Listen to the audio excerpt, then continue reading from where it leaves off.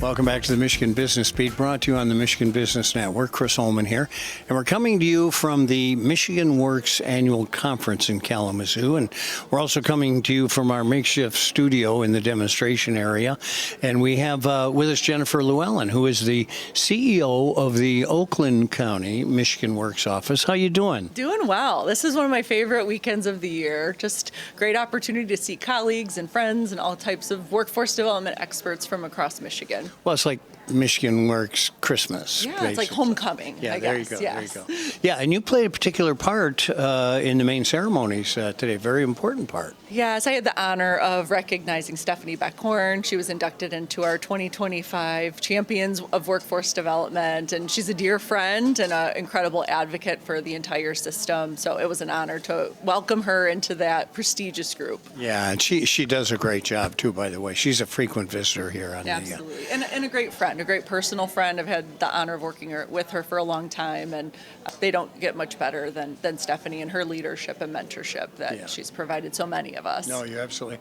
And a great conduit to the state budgets, the state recognition, and all that stuff, absolutely. Which is really important. Absolutely. And nationally as well. Yeah, no, you're absolutely right. Listen, usually I ask people what their service area is, but yours is pretty defined. Do you get outside of that? Yeah, it's pretty nice. I got a nice square Oakland County, home to 1.3 million residents and 40,000 businesses. While we're only one county, obviously a very robust county, about 21% of the state's GDP. So I consider us to be really an economic engine for the state, but I do have the opportunity to do a lot of work regionally within Southeast Michigan. Many folks come into Oakland County to work each day, so it's great to work with my colleagues at DESC and Semco Michigan Works and Macomb St. Clair and do some really powerful work together regionally. Yeah, well, it's kind of interesting. You got to feed that beast too, and one of their big challenges is talent right now. How's that going? Yes, it's an interesting time right now. We still hear a lot of our businesses saying, "I need talent, but there's also this pause, right? I'm not sure if it's the tariffs or some of the economic uncertainty that we're feeling out of Washington, but we're definitely feeling our businesses taking a slower step towards posting that position, hiring that position.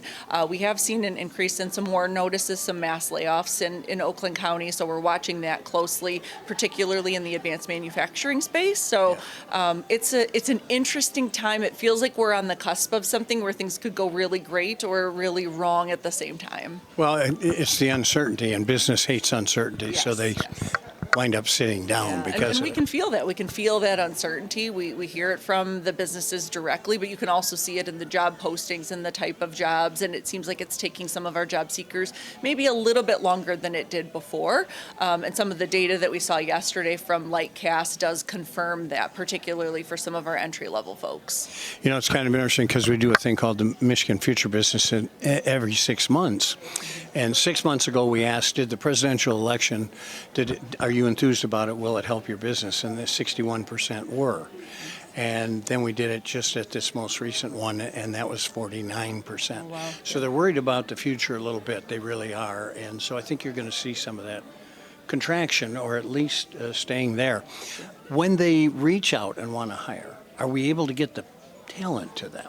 Absolutely. And especially for companies that are willing to be creative and willing to put that extra effort into their workforce development solutions. We have an incredible array of programs and services that are available. So when they come and say, hey, I'm really having a tough time with talent, we can say, okay, let's look at Going Pro Talent Fund. Let's look at registered apprenticeship. Let's look at building a training program with our community college. And those businesses that are like, yes, let's do that, are having the most success. Those that are sitting there kind of wringing their hands and saying, well, I don't really have time for that, or they still want to do the post and pray they get someone, they're going to have a difficult time. So they have to be innovative, they have to be forward thinking, and they have to be willing to partner with us, and we can come up with some great talent. You have a pretty good diversity, I guess, of types of employers too, because where at one time it was a heavy preponderance of manufacturing, Brooks Patterson was an old friend of mine. Oh, wow. And Dom Kelly is a good friend, so you work with Automation Alley quite a bit. A lot of it has moved to technology. Yes, yes. So, under County Executive Coulter's leadership now, we've really focused on diversifying our workforce, diversifying the businesses across Oakland County. And you're right, we have an incredible array of the types of businesses, whether it's R&D and engineering and large corporations to our incredible small businesses across the county, construction, technology, advanced manufacturing, health sciences. That's what makes Oakland County such an incredible place to live and work and play.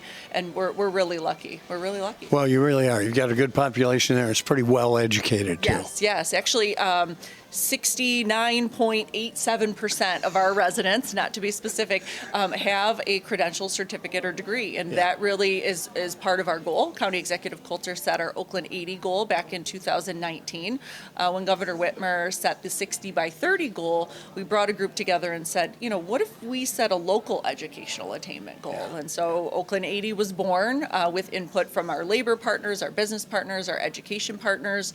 When we set the goal back in 2019, we were at 61%. We're now at that 69.87%. And we know this last 10, 11-ish percent is going to be the last 10 pounds on the scale, right? It's going to be tough for us to get, but we're working hard to make sure that our residents have access to post-secondary education, whatever that looks like, if that's a certificate, degree, or credential, and we're here to help them with that journey. Well, I can tell you, there's no doubt that you will be working hard, because that's all I've ever seen you do. Thank you. I have an incredible team. We're really lucky. We have a great group of staff who believe in Oakland 80, believe in Oakland County Michigan Works, and believe in delivering great customer service to our residents and our businesses, and that's the magic. Well, Jennifer Llewellyn, CEO of the Oakland County Michigan Works, thanks for joining us. We Thank you appreciate for having me. I appreciate it. All right, you're watching the Michigan Business Beat on the Michigan Business Network, coming to you from Kalamazoo, where we're at the Michigan Works Association's annual awards ceremony and other things, their annual conference. We'll be back with more. I'm Chris Holman.